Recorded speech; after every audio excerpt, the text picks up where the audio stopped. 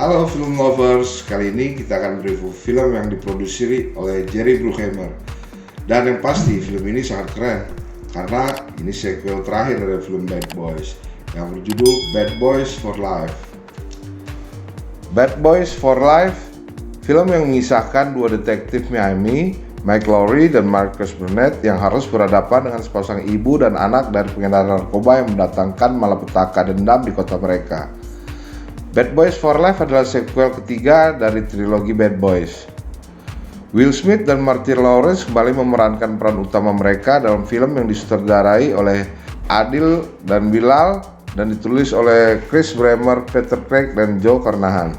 Pemeran film ini juga termasuk Paula Nunes, Vanessa Hudgens, Alexander Ludwig, Charles Merton, Kate Del Castillo, Nicky Jam, dan Joe Pantoliano. Diawali kelahiran dari putri Marcus Burnett yang membuat Marcus sekarang menjadi kakek.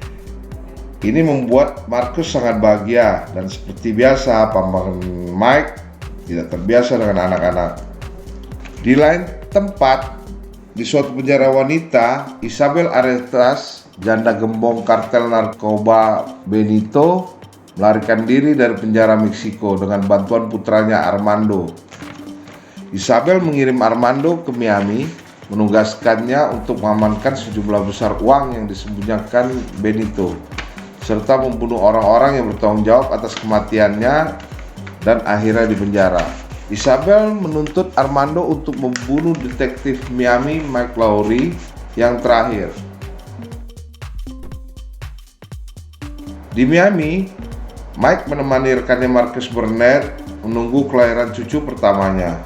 Karena ingin menghabiskan lebih banyak waktu dengan keluarganya, Marcus yang sudah tua memberitahu Mike bahwa dia bermaksud untuk pensiun, yang membuat Mike kecewa.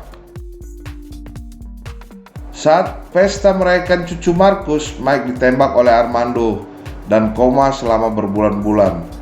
Ia lalu dihukum oleh Isabel karena menargetkan Mike lebih dahulu. Armando terus membunuh target lain dalam daftarnya selama pemulihan Mike.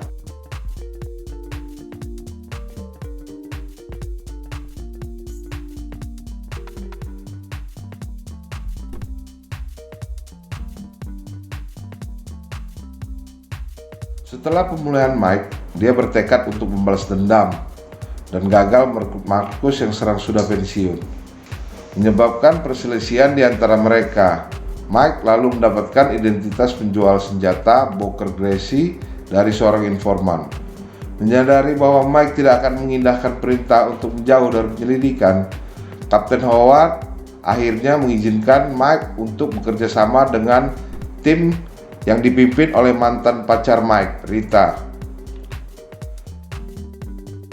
Saat tim mengawasi Gracie pada kesepakatan jual beli senjata, Mike memutuskan bahwa pembeli berniat membunuh Gracie dan Mike melakukan intervensi tapi gagal menyelamatkannya.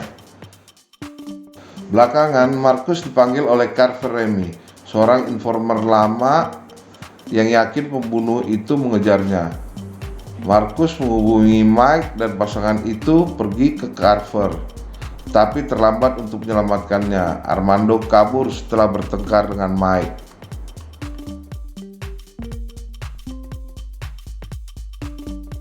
Kapten Howard kemudian mengungkapkan niatnya untuk pensiun juga, dan dia memberikan nasihat kepada Mike bahwa dia perlu menemukan jalan ke depan dalam hidup. Dia tiba-tiba dibunuh oleh Armando beberapa saat kemudian. Kematian Kapten menarik Marcus keluar dari masa pensiunnya, tapi dia berniat untuk bekerja sebagai satu tim dengan Amo. Mereka melacak akuntansi Gracie yang mengarahkan mereka ke Zuelo. Mereka menyusup ke pesta ulang tahun Zuelo yang mengarah kepada pengejaran mobil yang merusak.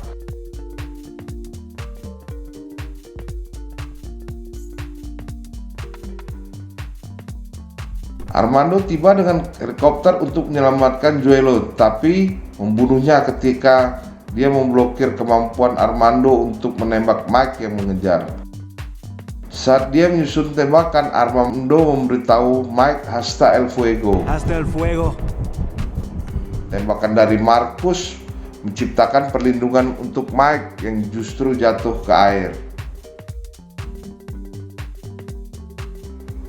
Mike akhirnya tersadar.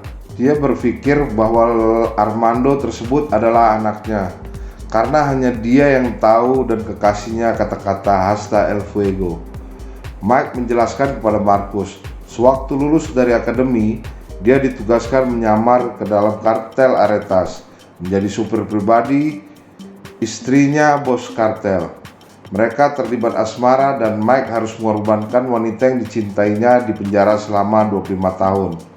Mike dan Marcus dan pasukan Amo menyerang ke markas penyihir di Meksiko, dan di sana si anak penyihir sadar bahwa Mike adalah ayahnya dan bisa menerima Mike sebagai ayahnya.